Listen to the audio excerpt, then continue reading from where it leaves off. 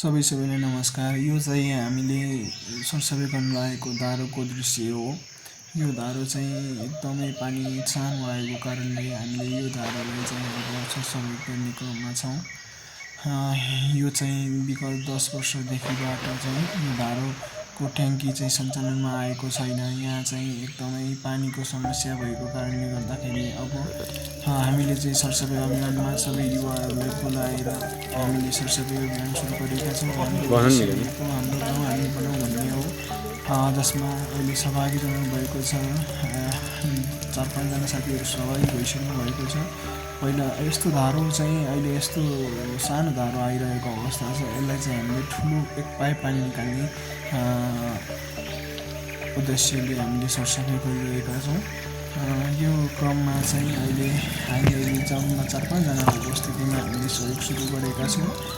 हेरौँ सरसफाइ अभियानमा को जोडिनुहुन्छ। आशा छ धेरै मान्छे जोडिनु भएर यो हाम्रो नेटको काममा सहयोग गर्नुहुन्छ भन्ने आशा व्यक्त गर्दछु। यसै क्रममा अहिले हामीले चाहिँ झारदेखि लिएर हरेक कुराहरू उखालिसकेका छौँ। हामीले यसलाई व्यवस्थित धारो बनाउने पनि योजनामा राखेका छौँ। आशा छ यो काम सफल हुनेछ।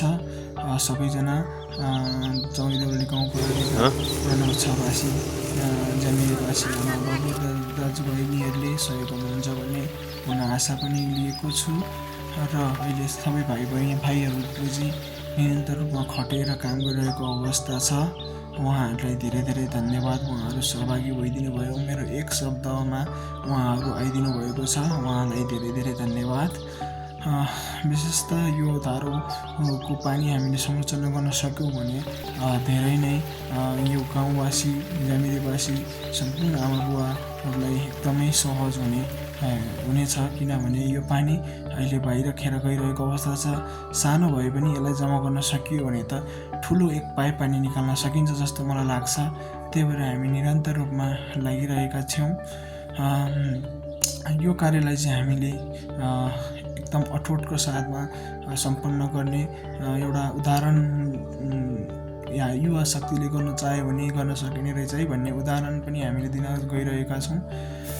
हामी अहिले निरन्तर रूपमा हामी जोडिरहेका छौँ। यसलाई चाहिँ सरसफाइ गरिरहेका छौँ। यो सरसफाइबाट चाहिँ धेरै मानिसहरूले सिकुन्। धेरै ठाउँबाट यस्तै सरसफाइ अभियान सुरु होस्। हाम्रो गाउँ हामी बनाउँ अभियान सुरु होस्। सबै अहिले गाउँ एकदमै रित्तिने अवस्था छ। गाउँलाई चाहिँ हामीले अब सुन्दर बनाएर गाउँमै नै रोजगार सिर्जना गरेर गाउँमै बस्ने वातावरण नबनाउने हो भने भोलि गाउँ रहँदैन। गाउँ एकदम जङ्गल जस्तो भइसकेको अवस्था छ। गाउँलाई चाहिँ अब हामीले पनि प्राथमिकतामा राखेर हामीले के गर्छौँ भने प्रायः मान्छेहरू पढाइको रोजगारीको सिलसिलामा धेरै मान्छेहरू काठमाडौँदेखि लिएर विदेश जान बाध्य भएको अवस्था छ। गाउँको एक्लो भएको अवस्था छ। पनि बिग्दै डर लाग्ने अवस्था छ एकदमै। अहिले चाहिँ हामी 4-5 जनाबाट सुरु गरेको अहिले हामी लगभग 8-10 जना भइसकेका छौँ। भाइहरू उपस्थित भइसक्नु भएको छ। अहिले यसै क्रममा सफा गर्नलाई दाइहरूको पनि उपस्थित भइसकेको छ। हामी अब ट्याङ्कीलाई सफा गर्नतिर लागिरहेको छौँ। यो चुनावट ट्याङ्कीलाई चाहिँ मर्मत गरेर सफाइ गर्ने अवस्थामा छ। अहिले हाम्रा सहयोग गर्नको लागि उहाँहरूले अवलोकन गर्दै हुनुहुन्छ। हेरेर यसरी गर्नु है भनेर हामीलाई निर्देशन दिनु भइरहेको अवस्था छ। उहाँहरूलाई धेरै धेरै धन्यवाद। हाम्रो आह्वानलाई स्वीकार गरेर आउनुभयो। हाम्रा सानसाना भाइ बहिनीहरू पनि अहिले एकदमै उत्साहित भएर काम गरिरहनु भएको छ। त्यसै क्रममा सबैजना आएर हामीलाई सहयोग गर्नुभएको छ। यसलाई चाहिँ माटो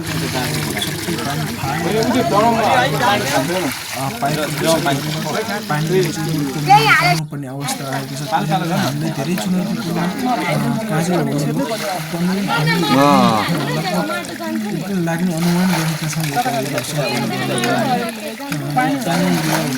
एकदमै धेरै नै माटो जमेको अवस्था छ। त्यसभित्र पानी सबै बाहिर फालेर त्यो सबै गरेर यो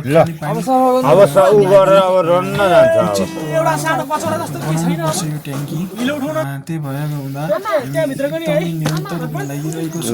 यो ट्याङ्कीको लागि ट्याङ्की सफा गर्नको लागि कोही मान्छे आएन नि। उपस्थित हुनुहुने सम्पूर्ण कति चार दाजुभाइ आमा बुबा तथा दिदीबहिनीहरूलाई धेरै धेरै धन्यवाद। हाम्रो युवाहरूले साना भाइ बहिनीहरूले नारासहित ढुङ्गा बोकेर सन्सानो ढुङ्गा भए तापनि आफूले सकेर बोकेर त्यो ठाउँलाई चाहिँ अलिकति पेटिसे जस्तो लगाउनको लागि हामीले सहयोग गर्नुभएको छ।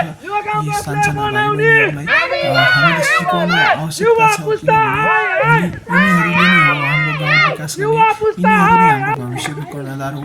त्यसैले हामीहरू चाहिँ अहिले निरन्तर रूपमा ढुङ्गा बोकेर लागिरहेको छौँ।